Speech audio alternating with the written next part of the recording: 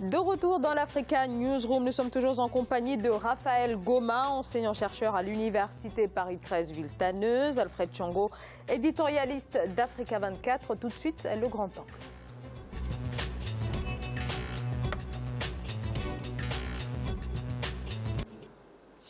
Le marché des actions en Afrique de l'Est, eh bien, tous les voyants sont au vert. La plupart des actions connaissent en effet actuellement une évolution positive, que ce soit notamment pour la bourse kenyane, et cela après des mois d'incertitude. Explication Nelly Claude-Bessa.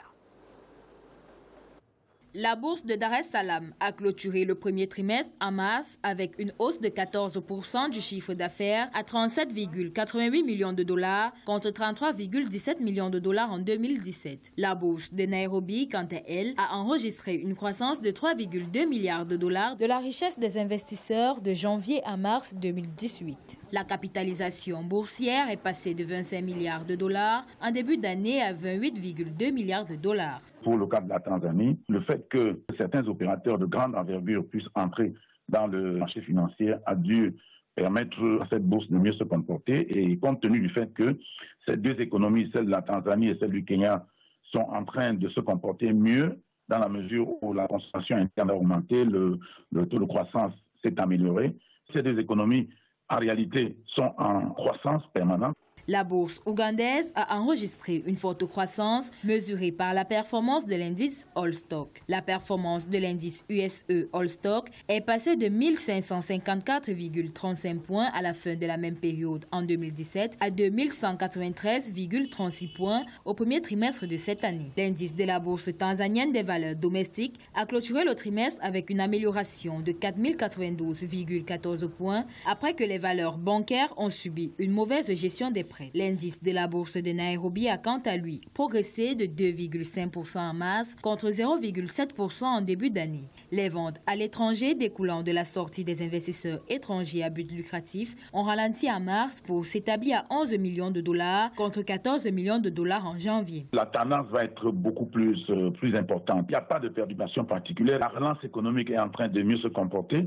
Ces deux économies se situent au peloton de tête des économies de l'Afrique de l'Est. Ces deux économies ont résolu un certain nombre de problèmes, des problèmes d'infrastructure. Et puis les opérateurs économiques font un peu confiance. Il y a une stabilité politique également. Pour l'année 2018, on doit pouvoir, n'est-ce pas, aller au-delà de 30% pour le cas du Kenya et aller un peu plus 17 pour le cas, n'est-ce pas, de la Tanzanie. Le secteur bancaire a dominé ses actions. Ce trimestre, il a gagné 7 des 10 premières actions qui ont vu leur compteur augmenter de 22,7% en mars. La bourse ougandaise a vu sa capitalisation boursière atteindre 8,21 milliards de dollars contre 5,8 milliards de dollars au cours de la même période l'an dernier.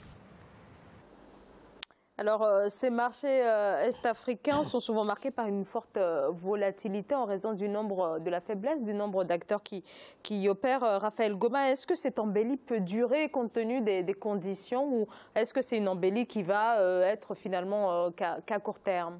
Bon, moi, je pense que l'embellie peut durer. Pourquoi je dis que l'embellie peut durer? Parce qu'il y a deux facteurs. Le premier facteur, c'est qu'en fait, ce sont des États, dans cette zone-là, c'est des États où il n'y a pas, disons, des troubles politiques. Dès lors qu'il y a une certaine stabilité politique, l'économie peut mieux se porter. Pourquoi? Parce qu'en fait, il y a des capitaux étrangers qui viennent. Les gens viennent investir quand la zone est stable. C'est le cas en l'occurrence. Donc je pense que en dehors de cela, il y a aussi, ils font appel aussi à, je crois, qu'à l'épargne des particuliers. Et ils utilisent cette épargne-là pour pouvoir, disons, renflouer le marché et puis avoir, disons, de la liquidité monétaire. Donc je pense que ça pourra continuer, l'embellie continuera tout simplement pour la simple et bonne raison, tant que durera la stabilité dans ces pays, je crois qu'il y aura de l'embellie. Alfred Thiong'o, la base est suffisamment solide pour permettre que cette amélioration dure dans le temps?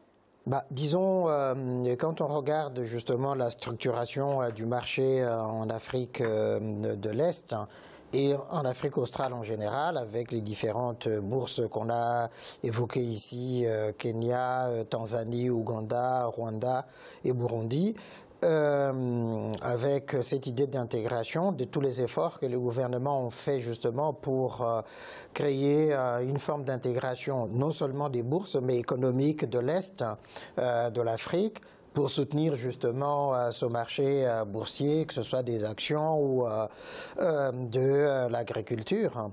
Et avec ce retournement de conjoncture, puisqu'on voit pas seulement au niveau régional, mais au niveau international, il y a une embellie. Je crois effectivement qu'on peut espérer que cette bourse atteigne justement la stabilité. La confiance aussi des investisseurs, c'est quelque chose d'important. Raphaël rappelait la question de la stabilité de la région. La stabilité de la région permet effectivement qu'on investisse en paix, même s'il y a quelques turbulences comme c'est ça, voilà. Mais dans l'ensemble, effectivement, il y a une confiance qui revient et les investisseurs n'hésitent pas à venir. D'autant que dans certains cas, les garanties ont été, quand on a créé la bourse des États d'Afrique de l'Est, qui sont les premiers investisseurs. Nous les connaissons, il y a Tony Elumelu, Jendai Fraser, etc. Et ça, au niveau international, ça suscite la confiance. Ça suscite la confiance. Et les États aussi, eux-mêmes, ont conscience, effectivement, qu'il faut stabiliser ce marché, il faut le vitaliser pour avoir des retombées par la suite, de développement ou des transformations, de financement des projets de développement dans chacun de ces pays-là. Alors, le Kenya, vous l'avez évoqué, c'était quand même 5 mois, quasiment 6 mois de crise politique. Donc, est-ce que les investisseurs commencent véritablement à reprendre confiance et venir réinvestir au Kenya ? Il faut dire qu'en fait, le Kenya bénéficie, disons, que de l'appui des autres. Je crois qu'Alfred a souligné en disant qu'il y a plusieurs États qui ont créé ce marché intégré. Et donc, le Kenya, certes, a été déstabilisé pendant 6 mois, mais certains investisseurs ne se sont pas vraiment éloignés du Kenya, tout en sachant qu'il y a un potentiel énorme qui est là-bas. Donc, et que, disons, qu'il y a aussi non seulement un potentiel énorme, mais aussi la sécurité est quand même, bien qu'il y ait eu des troubles, mais n'empêche qu'il y a quand même un minimum de sécurité qui peut garantir, bien sûr, les investissements dans ce pays. Et d'ailleurs, moi, j'ajouterais, c'est que c'est vrai, pendant ces 6 mois de troubles liés à l'élection présidentielle, les affaires n'ont pas stagné, puisque alors, la querelle, le débat est resté au niveau politique, mais au niveau économique, tous les acteurs savaient très bien que si on déstabilisait l'économie du Kenya, ça serait le chaos total. Donc, ils ont essayé quand même d'être plus ou moins raisonnables.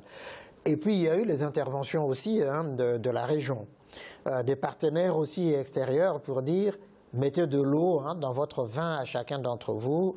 Le vin de palme se boit tranquille au petit matin et tout autour, on discute. Et donc, sinon, vous risquez de déstabiliser toute la région. Donc, et ça a permis justement de soutenir la bourse du Kenya. Et puis, comme il y a cette intégration qui est en train de se mettre en place, donc de soutenir effectivement les bourses de toute la région. Raphaël Goma ? Oui, non, mais j'aborderai dans le même sens que Alfred, effectivement. Donc, je pense que les 6 mois de conflit n'ont pas vraiment altéré, disons, tout au moins le tissu économique du Kenya, dans la mesure où, je le disais tantôt, les autres pays ont dit attention, nous sommes dans une zone où nous avons une certaine dynamique, il faut la préserver, donc mettez un peu de l'eau dans votre vin pour pouvoir maintenir cet équilibre économique que nous avons au niveau de la sous-région pour le bienfait de nos populations et puis l'intérêt de nos économies. Alors quand même, il y a à peu près un an, la Nairobi Securities Exchange avait perdu 10% de sa valeur. Est-ce qu'un an après, les fragilités ne sont pas encore là ? Oui, mais Sachant qu'en plus, il y a eu la crise qui est intervenue. Non, vous remarquerez que même au niveau des bourses, disons, internationales ici, dès qu'il y a un petit événement, il y a la chute de la bourse, mais très vite, disons, les actionnaires, ils se disent, bon, ben, écoutez, c'était juste une onde évanescente, je dirais, donc maintenant, reprenons les activités. Ce n'est que logique. Et je pense que non, cela n'alternera, ne va pas alterner, je vais y arriver, ne va pas vraiment alterner l'économie. Je crois qu'il y a eu cette baisse logique et qui était d'ailleurs attendue. Ça ne m'aurait pas surpris, moi. Mais dès lors que la situation est redevenue quelque peu normale, ben, la bourse a repris. Alors, une situation à peu près normale, quel impact sur l'économie réelle, Alfred Chango? Alors là, ça c'est la vraie question. C'est-à-dire que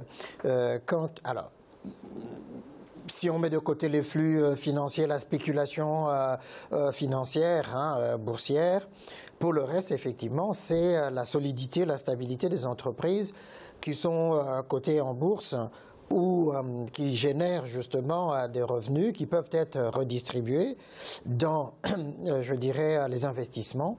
Dans les investissements, ça c'est quelque chose qui peut impacter justement le quotidien. Et d'ailleurs, si on prend les secteurs qui sont les plus en vue au Kenya et dans la région, dans le secteur tertiaire, dans l'économie du numérique, on voit effectivement que cette dynamique-là, elle est maintenue et même renforcée.